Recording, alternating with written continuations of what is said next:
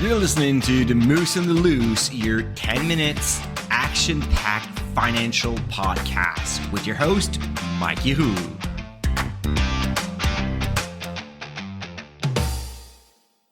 Hey, what's up, Market Moose? Mike from The Moose on the Loose. I hope you're doing well on this December 23rd. First things first, please note that I will not necessarily be recording a lot of podcasts this week and next week. I'm going to come back on January 6th for sure. In the meantime, I may do 1 or 2 episodes, but not more than that because it's Christmas and I need some days off. So today, I want to tell you about a fun story that happened to me like while I did a foreign exchange student when I was like 20 or like 19, 20. Yeah. I was a young kid doing my bachelor degree in Montreal, and then there was a foreign exchange student program, registered for it, and then ended up in France for 6 months, which was an amazing thing. So to get there was actually a program to get a cheap airplane ticket. There was like an organization like just encouraging like francophones from Quebec to go in France and then do the opposite. So that was great. So they booked a flight for us. We were like, I don't know, like 20, 25, like young adults just going there for multiple reasons. Like for me, it was like to study, but for others was something else. But the point was they welcome us in Paris on the first day. They gave us a tour. We slept at the hotel, and then the next morning we were just off to the train station to wherever we wanted to go in France. So we got there. We did the tour and everything, but I was like so tired. I was like dead, like couldn't do anything else. So I didn't know. I didn't even want to eat something.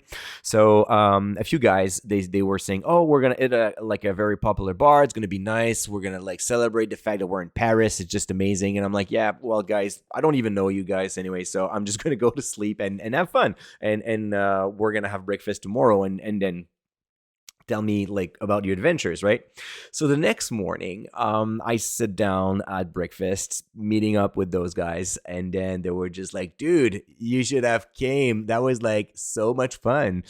And then they said, "Yeah, but actually, it almost turned out in a bad way." So here's the thing: they got into that nice bar, and they had like a table and a seat and stuff, and then some very nice looking girls, not very much dressed, sat besides them, and they were just like super excited, super happy about that. It was the party, and then the girls like said, "Oh well, we're working with the owners of that bar, so there it's all good. Let's order champagne. Champagne's gonna be on the house, whatever."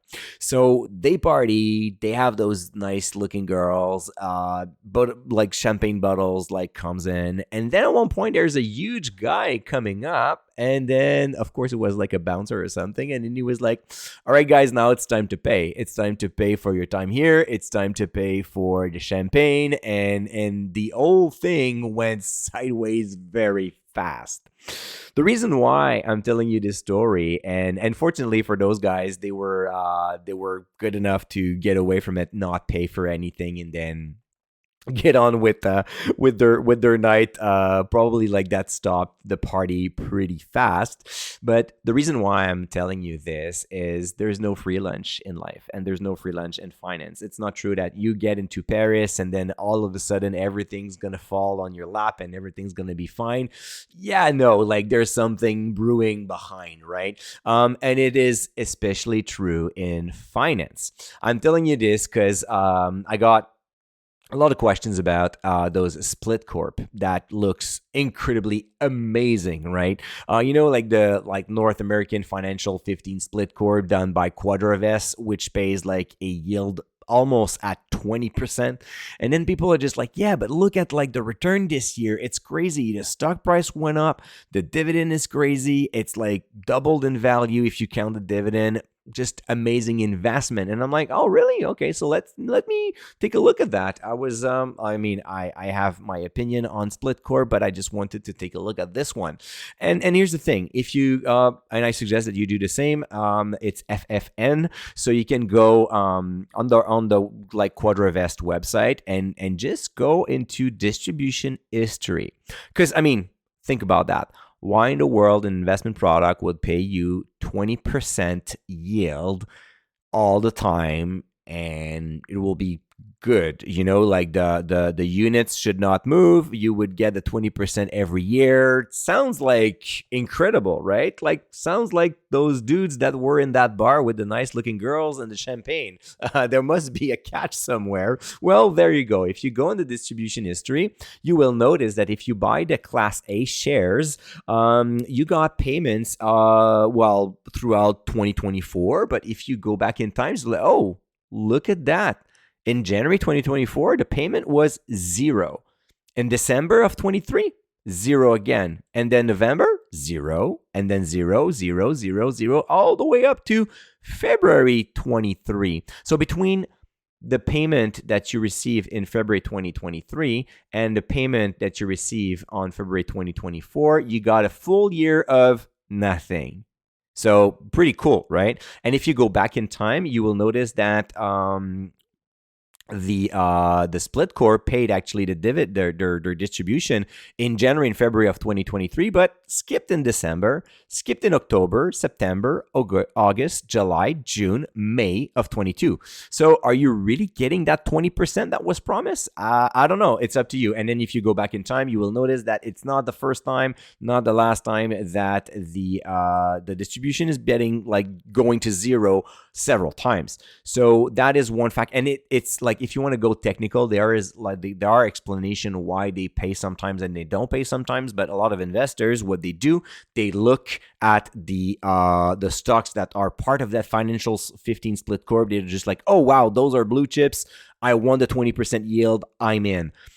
It's not exactly how it works. The other solution would be to go for the preferred shares, because the split corp works between the Class A shares and the preferred. So the preferred is less generous, of course, but more stable. So if you look at the distribution, you're going to tell me, but Mike, this one looks great. The distribution actually was paid throughout the entire time. Actually, it even increased, so that's good.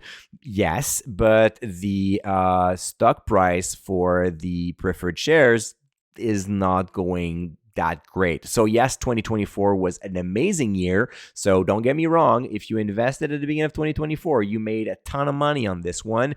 But it's less true if you invested in 2022 and then you waited in 2024, you didn't get much. The reality actually is this split corp is underperforming the Canadian market over the long period and big time. If you look at the past 5 years, while it was an amazing time to invest, well, the total return for the preferred shares, including that generous yield, is 34%. The Canadian market, it's 71. So, I mean, it's like literally double the return. If you look at the past 10 years, we also have exactly the same thing. 70% return for the split corp preferred shares and 141 for the Canadian market. So long story short, you get a yield, but that's pretty much what you get. At least the preferred shares is a lot better than the Class A, because the Class A is going to not really generate much returns. And on top of that, will skip distribution for several times. So if your goal is to retire on this and get that income, well, I don't know how you did it to live in 2023, because you literally got 2 payments out of like 12 months. So the other 10 months, you got absolutely nothing from the split corp. So just wanted to leave you on that note where there is no free lunch in finance. When something seems to be too good to be true, you know what? There's a bill to pay somewhere, somehow. And you need to understand, like that's the key. I'm not telling you not to do it or to do it. I'm telling you, know what you own and why you own it. So know why the financial 15 split corp pay or pay not a distribution, how it's being built, why it's separated between the preferred shares and the Class A shares, and all of those things. If you are not able to understand the entire complexity of this structure, it's probably not a good product for you, because you won't know when this product will do well or not, and that could be quite dangerous, especially because it will attract investors for the yield, and most of the time investors that are attracted by yield are investors that are looking for income close to retirement. So I don't want you to make bad mistakes, right? So just making sure that you know exactly what you do and why you do it, and to look at the distribution history when you're about to make those kind of decisions. So, all right, guys, have yourself a Merry Christmas, or Merry Christmas and a Happy New Year. It's like too many words in my mouth at the same time. Enjoy your time off. Like I said, I'll be on and off on the Moose for the next 2 weeks, but I'm going to come back with the regular schedule on January 6th. Take good care and don't forget to stay invested. Hey, welcome to the disclaimer. If you're listening to The Moose and the Loose, you cannot really expect me to give you buy or sell recommendation or financial advice, right? You're here for fun, you're here for information and some entertainment. But I am not your financial advisor, I am not your broker, so therefore I'm not liable if you're losing money after listening to the podcast. If you're looking for some advice, go see a professional. If not, you can enjoy the show and do your due diligence after it.